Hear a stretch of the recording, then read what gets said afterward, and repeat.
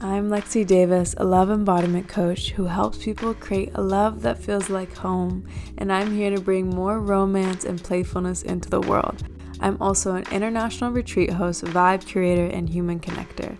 I serve people through my business, Alive to Enjoy, and this podcast where I invite guests from around the world to sprinkle their wisdom and expand your perspective so you can create the deepest love you possibly can reach in this lifetime. I also want you to live the most joyous life, whatever that looks like to you, and I hope that this slice of the internet brings you lots of smiles and helps you keep your heart open. Thank you for choosing Heart Snuggles to be in your ears each week, and I'm so glad you're here with me.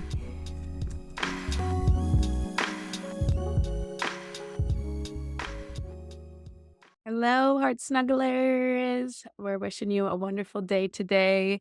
I have the beautiful Madelyn Moon here, who I'm really excited to share with you if you haven't heard her before. She is so fantastic, and it's going to be amazing to hear from you. So go ahead and tell them a little bit about yourself. Hi. Well, thank you. Thank you for having me on the show. Yes. So I am an author and a speaker and a teacher. I've been teaching since I was 18 in some way, shape, or form. And these days, what I really focus on is supporting women to enter every single nook and cranny of their body through expression, through incarnation, through uncensorship, through becoming unbound, through theater. Like, I really love teaching people, everyday people, regular people, average people, how to become archetypes and characters and invocations of deities to discover more of themselves so that they can then bring more of that into their relationship and into their work and into their online platforms and their dharma and just bringing more of them online. So that's what I do. That's me. Amazing. It's so special. Yeah, you don't see many people doing that. And I was really drawn to your work because of that. It's so, yeah, I feel like we all have that part of us within us. So it's fun to let that come through. Let's start with the first two questions of the podcast, which the first one is what was the last random act of kindness someone did for you? It was a little while ago, but I was going through a challenging time. And it's one of those moments where I needed to go run an errand. Like, I had to get out of my house and I needed my dogs to be looked after. So I called my dog sitter and I was like, yeah, like, I'm really stressed. Can you please come get the dogs? Like, all this stuff is happening and going on. She came, got the dogs. And then she was just like, don't worry about it. You don't have to like pay me for this. I just want you to be taken care of. And it was like, so sweet. So it was like my dog walker, and we're not like best friends or anything. We don't have any kind of relationship like that. But for her to just take care of my babies and to just like extend that to me, not it was like, like $35 an hour. It's nothing. But like that was such a sweet gesture for her to just like take care of my pup so I could take care of myself. So cute. Yeah, those little moments Mhm. are always, you remember them. And it just shows like how we can really feel where someone's at too. It's like, like even though it's a small gesture for her, it's just like she know it would make you smile. So that's cute. Mhm. Thank you. And the next question is what is a more shameful or hard memory from the past you've had around relationships or sex? I think an experience I've had that has been shameful slash hard in the past is feeling responsible when my body, this hasn't happened in a while, but for quite a few guys that I was with, I'd be like, I struggled with only having internal orgasms Mm. for many years. And I'd be with men that would be like, well, you just wait till you're with me. And I struggled with that because there was a part of me that felt like I was something to be fixed or that I needed to then make them feel good about themselves. And I also had a couple of people that I would be with that when that did not happen, because it's not as simple as just being a great lover, when it did not happen, then they took it personally. And then I would get angry. Like, this is my body, my process. So that was something I struggled with for a while of feeling like I wanted to hide that information because then I'd have to go through all the hoops in order to make sure he feels okay about himself when inevitably he discovers that I'm not that easy to fix in that way. So that was definitely an issue for a while. And fortunately, I've had many healing experiences since then, and my body has opened in beautiful ways. But I think that's something that can be a struggle for women who, don't have internal orgasms that easily. So many. Yeah. And it's not talked about. And I really love that you brought that in because because then they get affected and you're like, hold on. Like, this is not the deal. This is not the Yeah. So that's so hard. And thank you for sharing that. I'm happy that you've been able to find new safety down there in the womb and able to feel those orgasms. So good. And now I'd love to learn how you got into the love world and why you are so passionate about it. So I got into the love world when I was, I think, around age 25. And by that point, I had done transformational life coaching, spiritual coaching, which is now looking back, I always just giggle a little bit at my sheer confidence. I felt so confident, like, the kind of confidence that only a 20-year-old blonde chick from Dallas, Texas would have about being a life coach. Like, it's a very specific kind of confidence. And I had that, it was also great. Like I was very much born as a leader. I've always been, even as a child, like I wanted to be in the center stage, wanted to be a leader, wanted people to like watch what I did so they can do it too. So for a few years, I did different types of coaching. I was in like eating disorder coaching and orthorexia and stuff like that for a while until I started to come face to face with a lot of my own shit around 24, 25. That was rooted. It was like I had gone through my own healing around body image as a bodybuilder. I had eating disorders. I was going through the healing of that, coaching people around that. And then I was like, oh, actually, this has a lot more to do with family systems and abuse and trauma and relationship. And I remember just this woman that I knew at the time just started talking to me about the feminine and the masculine. Like she went to a workshop and we were getting a glass of wine after her workshop. And she was like, let me show you my journal. Look, this is like the feminine. These are the qualities. This is like the masculine. These are the qualities. And I was like something in there just locked in for me when I was like, oh my God, this is so epic to look at the opposition. Like this is here, this is here. They're opposites. They attract. What makes you succeed in business makes you fail in love. Like all these things just started to click for me. And again, that was like 24. And I immediately went into that world. I started writing my little PDFs on it and started creating little programs and small coaching groups. And then ended up like really going into it when I started to have very deep, intensive teachers and trainings and piling on years of study with excellent, excellent people around the world, which is eventually what led me to realize that the world of feminine and masculine and polarity is not all encompassing. And it is not the world of freedom and the way that I wanted it. And I was like, wait a minute, this is now feeling a little stifling. Now I've just found another way that I'm supposed to be no longer the perfect sweet girl, but now the perfect open goddess. And what about the qualities that are simply not on the piece of paper or are not in the books that we read? The qualities that are for me, not for love, not for relationship, not for attraction, but the one I get to have for me, the one woman gets to have for woman. So that took me down a path, which is more so where I'm at now. I still very much teach around love, but everything that I teach is about bringing more of yourself online in extravagant ways, not just feel more. It's like, how do we actually get deep into the somatics of your system and unwind all the places that have been kinked so that more of you is available to be loved and so that more is available for you to love both ways. It's like the parts of you that are currently incredibly repressed want to be able to love. They just have no idea because they're caked behind 10 years of trauma. And we don't need to get into the trauma. It's actually about getting into the body.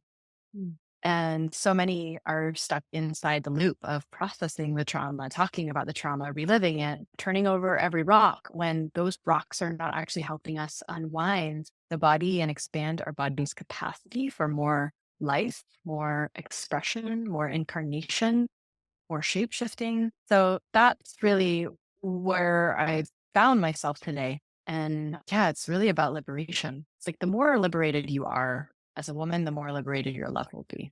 Period. Period. True. Period. Full stop. And I'd love to hear, what are you noticing in a lot of people that are those repressed parts of ourselves, or what are the parts that we usually like don't want to be seen? Yeah. Yeah. It's normally not on the surface, not the part that people are coming into workshops to work on. They're coming in, they're like, I remember once I had this student that came into a workshop that came in because she had these experiences with lovers, but she was just always wanting to be so careful to know her boundaries, to not lead anybody on, to be incredibly clear, to make sure that she was always in alignment with what she wanted and what she needed. It was just so much of like, how do I further know what I'm a yes to and a no to so that I could always articulate that perfectly so that I never lead anybody? It's so much The mind. of Yes. like the mind. And so that's what she's coming in for. It's like, I want to I want to liberate the part of me that knows my boundaries. But in reality, it's like liberating the part of you that doesn't, honoring the part of you that doesn't know. Sit in that. Be able to exist in your not knowing. Fuck up. Sit in that. Giving yourself space to fuck up, to not know, to say something and actually mean something else. Like we've now gone into this space collectively of demanding absolute perfection on ourselves to know, to deliver a message perfectly, not hurt anybody's feelings. And it's making us very anal and uptight. And so I see things across the board of what people really need to. I had someone that came in that wanted to, had body image things going on. And of course, on one side of the feedback I offered her was adorn the fuck out of your body. Like really go the extra mile to put on belly chains and adorn yourself in gold and just like layer yourself with beauty and see what that does when your body is now the vehicle for adornments, and simultaneously give your dysmorphia, give your negative body image a voice. Let that part of yourself move, like make love, literally. And my work, we don't just talk about it. I want people to give it a sound, give it a shape, give it a color, give it something to do. Actually let that part of you, the part of you that is full of body dysmorphia or full of rage or full of goblin-y, gargoyle-y frustration, or you're super sad, desperate party pooper, like giving those parts of yourself the stage to enact. Because if we're not actually taking time to enact these parts of ourselves, we're not taking time to know them, to merge with them. When you know something, know as in G, in, and have gnosis, you are having union with it, integration. So when we enact different parts of ourselves, we do sacred theater, ritual theater, we have an opportunity to merge and be integrated with these parts rather than them constantly running our lives because they are, whether or not you think that they are. For as long as we have something that we're not looking at or repressing or judging, shaming, blaming, it's running some piece of the show. Mm. And so how do you make it so that people no longer fear it? Is it just through the simple expression of it? Especially when they like come out in moments of like in partnership, because obviously those are the spaces where the deepest, darkest shit comes out. And yeah, I'm curious how to navigate that. Mhm. Well, in sacred spaces, not every space is built for this, but in the spaces that are with circles that are breathing deep for you and holding you in deep reverence. And like in mine, I am everything to go, everything to go. I've had a woman throw dirt in all of our faces before, part of her ritual theater. She had a huge thing of dirt, and in our beautifully pristine space, part of her sacred theater was to wake us the fuck up because she was playing an energetic of Lilith, and Lilith's, the rage probably of her story being rewritten or people not getting it right, or the rage of the story of being cast out. And so that moment of her throwing dirt and everyone kind of being shocked, like that is art. And I think that's what we need more of. We need more spaces where people can do things that we are all collectively entering an agreement to not take it personal, to actually hold the fort down. That's not about us. She wasn't making eye contact and throwing dirt at me because she hates me. Like this is her expression of something moving through her. And that's such a gift to be able to have these spaces that are held for us where your teacher and that the other students are going there with you. They're down and you're not going to be punished for it later. I'm going to come up to you and be like, hey, that moment when you did that thing, I was feeling this. And then I thought, did she mean that? And I just want to know, like, me to clear it with you. Of course, some clearing is great when it's appropriate, but we need more spaces where there's like a container created that won't have consequences afterwards for where you went. And instead, you're actually loved in that place and you are celebrated in that place. And then you're set up for integration, for like sitting down and sitting with the experience you just had rather than dispersing and talking about it immediately, like really just sitting in the theater of you and what you just embodied. And then eventually, this can be something you bring into partnership. This can be something that you say you start to create in your relationship culture, where the two of you have evenings where you do enactment together, where you drop the veil together, where you get to process and move through things that you haven't been able to process or move through in your average life. You actually create a container for that and you set your both of you up for success. Yeah, that's so nice to have a relationship where you can, because those parts of us really need to be seen, like you're talking about. And I'm curious how you navigate not taking those things personal, especially when it's your partner. How do we not get offended from what they're saying so that they still feel safe sharing what they're offering to us? I know I struggled with that in my last Yeah. partnership. Yeah. Yeah. Do you mind sharing just like some of the energetics? Like, what was the container like? What were the things that were being said? What were the agreements that were made? Yeah, so he was super good at holding space for me, but when it was sometimes when he would say something, it would really trigger me. And he was just trying to explain like where he was coming from. I would start to take it personally, but still try to listen. But he could visually see on my face me expressing, and then he would start to feel unsafe and say, well, I Mhm. can't go there. Like now you're crying. And, so it was just like I would try not to absorb it, but my immediate reaction was that. Mhm. Mhm. Yeah, there's a few different nuances inside of that. I think one of them is that there's a beautiful way to, this is kind of a side note, but you can cry and be a full yes. So if we were to go back in time and you really were able to receive more and you were crying, there's a way that you can hold your truth of like, this hurts. Ouch. Yes. What else? What else? What else? Like just be penetrated by the truth and just continue to expand, be wider, let it all pour through, continue deep breathing, and really become an entire body of an ear. Like there's not you anymore. Your entire vessel becomes an ear, and you're just taking in, you're just listening and receiving like an ear does what is being shared. And I find that that's really supportive just to imagine that I'm literally, my only job is to listen. And with that said, you know, sometimes we have to go a little slow. So what you're speaking to is less about expression and more about stage 2 dialogue.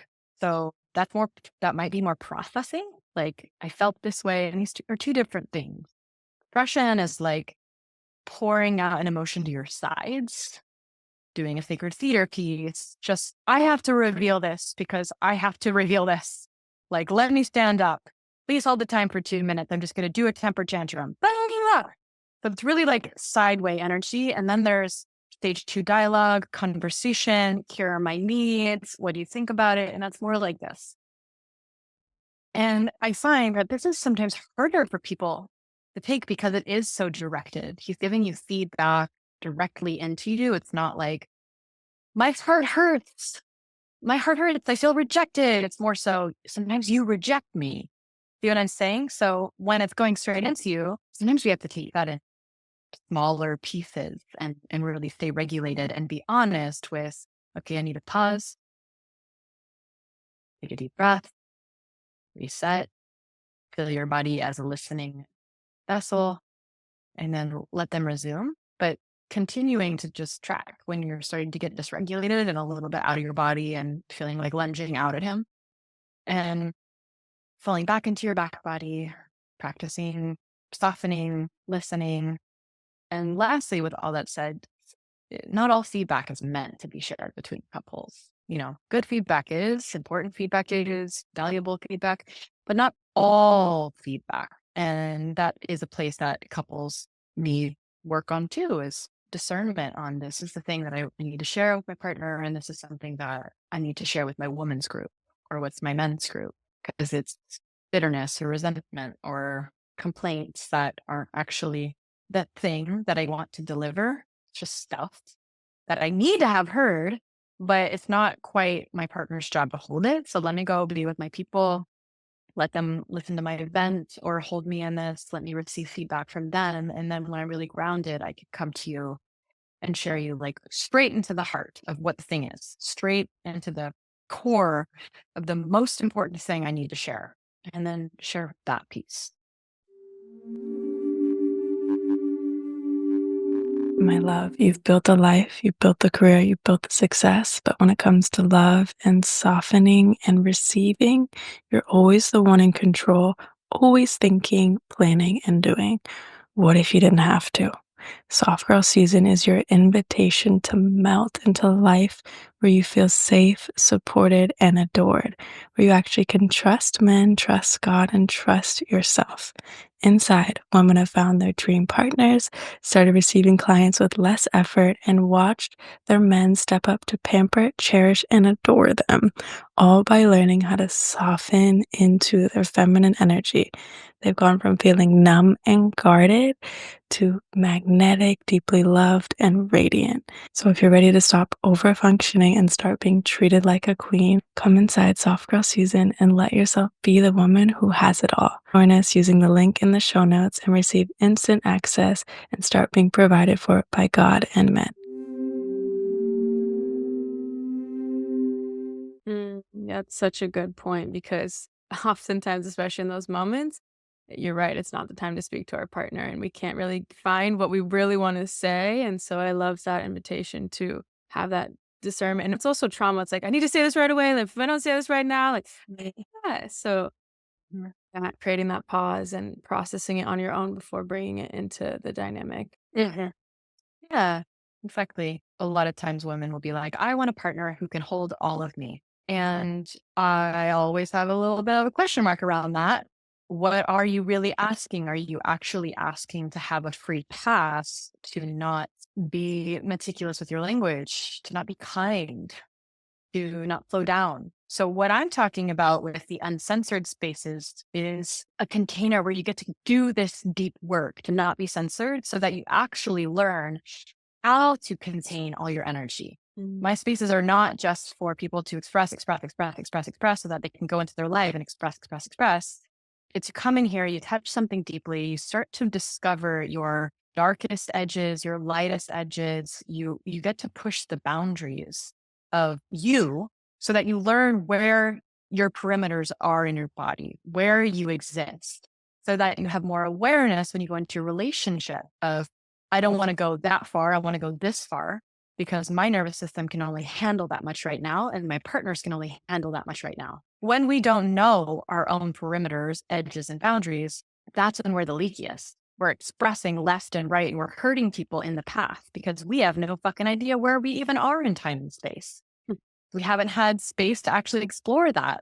So the premise of our bodies as vessels, that we have these periods of containment and we have periods of expression. We have periods that we reveal, and then we have periods where we hold it close.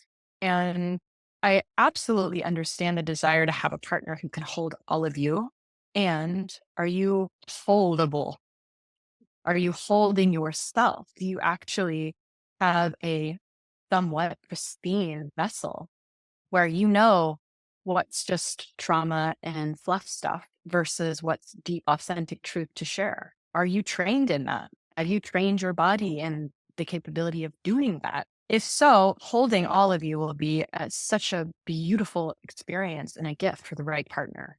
You will want to meet you there. If not, and it's just meanness, it's sharpness, painful, it'll make even the best king struggle. So we want to learn this craft of being feminine beings in the way that is like the most authentic to us and serves love at the same time. Yeah, I think that's this huge point, because so many now, like, the spiritual world really turned into like they need to hold it all, and if they don't, like, there's so much blaming of the masculine and men, and not taking your own responsibility and accountability for, like you just said, you can't just project onto them, and it's not the responsibility to transmute your emotions for you. And yeah, there's just so much unnecessary weight, and it's like your partnership can be so much deeper if it's not spent in this time, and then they be able to resentment, and they start to not be able to hold you, and yeah, there's so many things where it goes. Yeah, exactly. And I think that's so beautiful that you teach women how to do this because obviously we're never taught these skills and they're so important because we need to learn how to feel and to not be afraid of holding ourselves and to know that we actually can move through these big, big, big sensations. Yeah. I mean, this is really what creates strength. There's a lot of strong ass women out there. And there's also a lot of feminine, soft women. And we really want to have all of it. We want to have the capability to be soft and strong. What I'm saying is nothing new, but the actual practice of moving from being sharp to being strong, from being boundaried up to being clear, from being a flower in the wind to being soft, really transmuting these experiences, all transmuting all the ways that we have learned to wall off the world or emerge, become enmeshed, and instead feeling our whole body, our whole self as our own and being penetrable by life, really allowing life in, taking life in without losing ourselves, without losing our compass, without losing our North Star. Which is, yeah, another really easy thing that we do in that codependency. But I want to more talk about what you're saying at the beginning, which I find so important is not so much focusing on the trauma and the past and all the stories and instead just being with the body. And so why do you focus on that in particular? I believe that we can accomplish so much more in 3 days of embodiment than 3 years of therapy sometimes. Personally, that's my journey. Doesn't mean it's everybody's journey and it doesn't make it fact. But I've really found any healing that has been done in my life has happened with the body first. The thoughts in the mind naturally start to shift from that. But when I go into the mind first and I process things, my story, my path, it's really only creating more attachment to it, more attachment to my story. This is my story. Let me go from session to session to session talking about my story. Sometimes that feels good, but it doesn't always make it helpful. It doesn't always make it useful for us when we become so immersed and attached to these things that we say about ourselves. So I really tried to stay away from talking too much about people's stories and their life. And this is what happened here. And this is what happened here, because the body says so much more. Like really feeling the body, watching somebody in their body tells you a lot as well. And ultimately, what we all want is to be free in our body. We want to be free in our body. We want to be free to express, to reveal, to play, to dance, to open, to cry, to rage. We want to be babies. We just want to be babies in love. We want to be babies that are safe and in love. And what a journey it is to come back into that place where we leave all of the strategies that we've created in our system for protection and find places that are actually so much more safe, free from those attachments. And how do you navigate from building the safety within versus relying on the safety of someone outside of you? Me, feels like a pretty obvious answer. It's just that anytime you are relying on anyone to do something, you are disempowered as fuck. And we come face to face with those experiences in our life when we grieve the loss of someone, when someone dies in our life. All of a sudden, they were doing this job and now they're not doing this job in our life. We no longer have them, or a breakup, or an actual physical job, like having a job. And when these things externally are removed from our life, we sit in this void space of not having that thing, not having that person that we thought would give us comfort, not having that person that we thought would give us provision, having this person we thought would give us a paycheck. And it gives us an opportunity to reach somewhere deeper within ourselves, to feel where that exists inside of ourselves, because we have nothing else. There's nothing left. We can reach for other people. We can grasp into the dark. But ultimately, the only place that we're ever really going to be able to reach into is ourselves. And this is again where we really create strength. So it's oftentimes an opportunity when things are removed from our life to learn how to embody that for ourselves and create true safety. Because life will continue to throw curveballs. It will continue to take in one direction, and then you're going to be in another direction. You have to realign. And guess who's going to be doing the realigning? You. And this is all union within ourselves. Really union within ourselves. David Data talks a lot about this stuff, so I won't go into it, but we have that stage of being only one side of us, like only the feminine without masculine, disempowered. And then we have the second stage, which is when we have both and our masculine meets our feminine. We are dancing in the kitchen. We're also making money. And then we have that third stage where we have total full integration. And then when we choose, we can release our leadership in order to be taken deep in love, or we can release our dancing, swaying hips in order to sit down and be on a podcast. We have agility in that way. But my providership doesn't come from outside of myself because I've now created that within myself. I've actually sat down and learned the tools to make money. I've sat down and learned the tools to regulate my breathing. Sat down and I've learned the tools in order to ask for help. All these things that we sometimes outsource because it's easier, because it feels better, because it's safer. It's quotation marks because it's not actually safer. When we have these things taken away from us, we are given this really beautiful opportunity to rise, to prove ourselves where the safety really exists. Yeah, and it's so easy to want to slip into the stories of going into the stories in those moments and feeling the not enoughness and all these like parts of us that still exist, and instead it's like, can you use this time to alchemize and actually see like where can I give to myself more and move through this in a new way so that I don't recreate this in another dynamic and keep externally depending and getting that validation and everything you were talking about. Mm-hmm. Yeah, exactly. Yeah.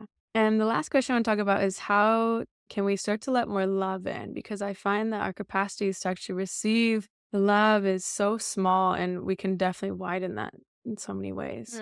More please. More please. Just like I think it's really simple. Like feeling your body embody a big fat yes. Yes, yes, yes, yes. And this is a very tantric approach that you practice embodying being a yes to everything. Got a big bill? Yes. Raining outside? Yes. You are allergic to gluten? Yes.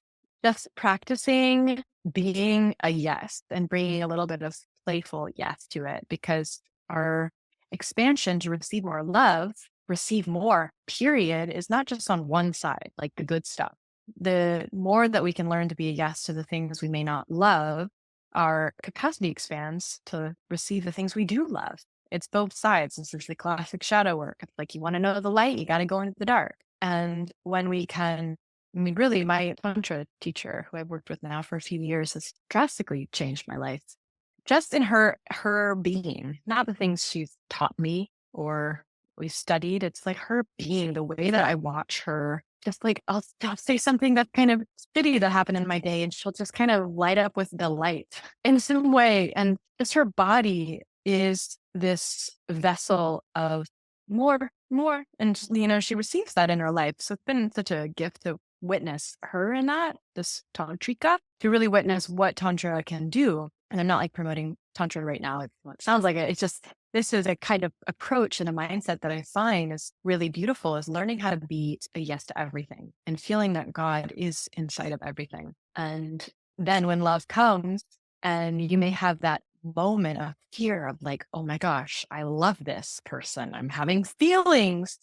You've also been training to be on the opposite side of that. You've been training how to be a yes to loss, if loss does happen to come. So it feels much less scary to go fully into the love, knowing that you have the tools to be a yes to the losses that are to come. Not to make it any less painful, it still will hurt, you will still grieve.